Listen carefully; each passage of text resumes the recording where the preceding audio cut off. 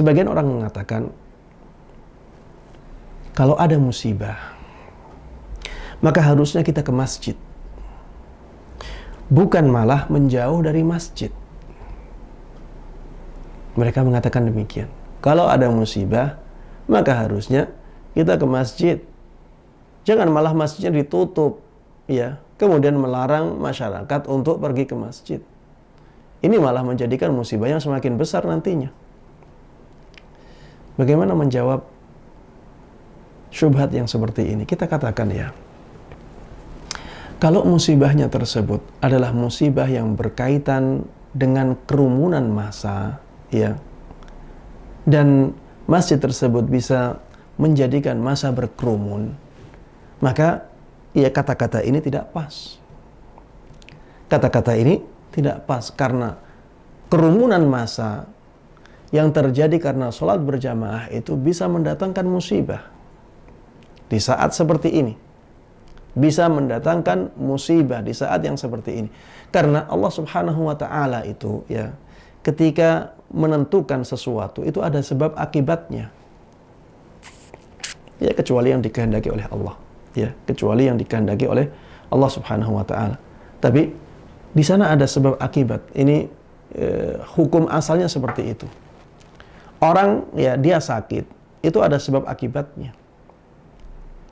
Misalnya dia sakit flu. Sebabnya karena dia mungkin tertular dari yang lain. Dan imun dia tidak kuat, ya, melawan virus yang masuk ke dalam tubuhnya. Ini sebabnya. Akibatnya dia flu. Akibatnya dia sakit. Ada orang yang misalnya kesleo. Ada sebabnya. Sebabnya karena mungkin dia bermain bola, akhirnya terkilir. Jadilah kakinya sakit. Ada orang yang kena kolesterol. Ya, sebabnya karena dia terlalu banyak konsumsi kolesterol. Dan seterusnya, ada sebab akibat. Dalam masalah virus corona ini, ya, di antara sebab tertularnya seseorang adalah ketika mereka berkerumun. Ini sebab menularnya virus corona. Maka sebab ini akan terjadi.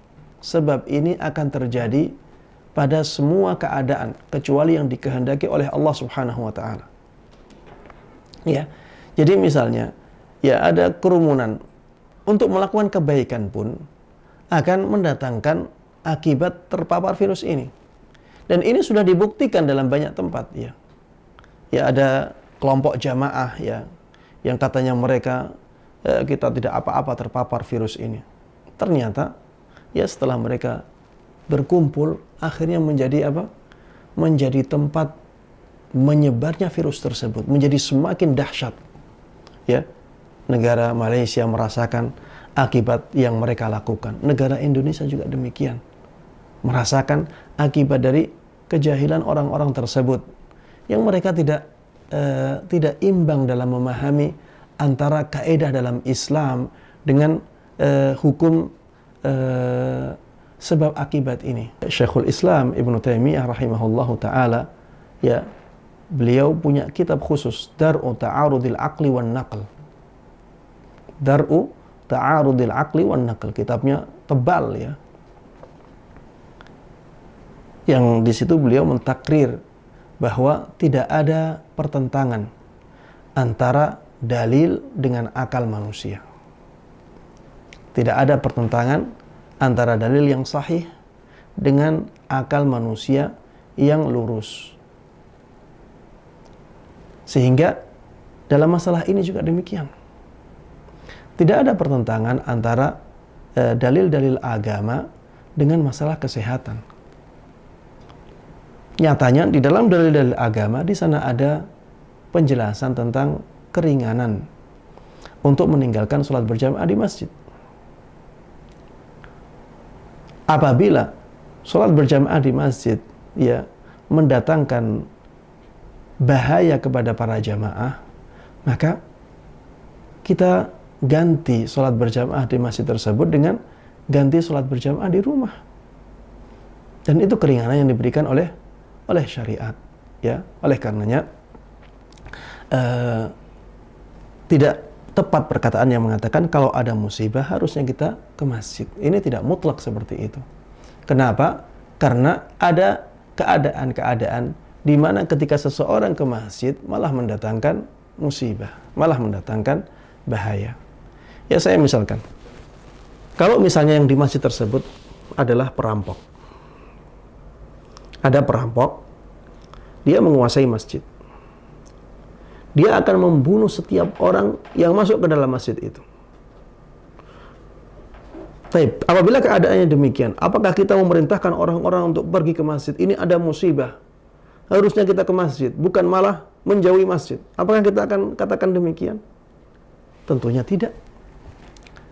Tentunya kita akan mengatakan untuk sementara jangan ke masjid dulu. Di masjid ada bahaya. Karena masjid sudah dikuasai oleh orang-orang yang zalim. Jangan ke masjid dahulu.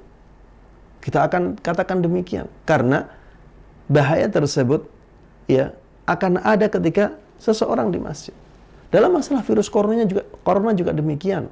Ketika kerumunan seseorang di masjid bisa membahayakan kaum muslimin, maka jangan berkerumun dahulu. Ya, dan ini tidak selamanya. Ini tidak selamanya.